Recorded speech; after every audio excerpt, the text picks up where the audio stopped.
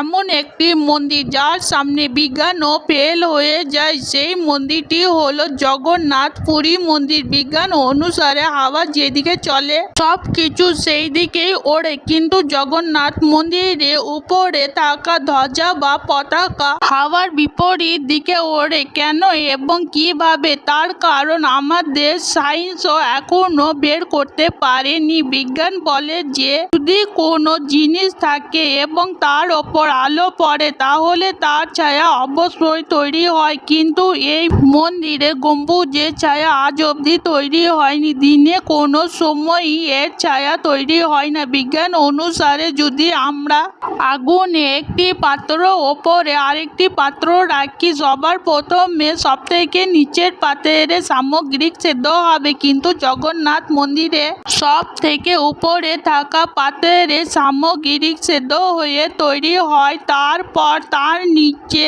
সব থেকে নিচে রাখা সামগ্রী সব শেষে তৈরি হয়। এরও কোনো বৈজ্ঞানিক কারণ আমাদের সায়েন্স খুঁজে বের করতে পারেনি। বলো জয় জগন্নাথ।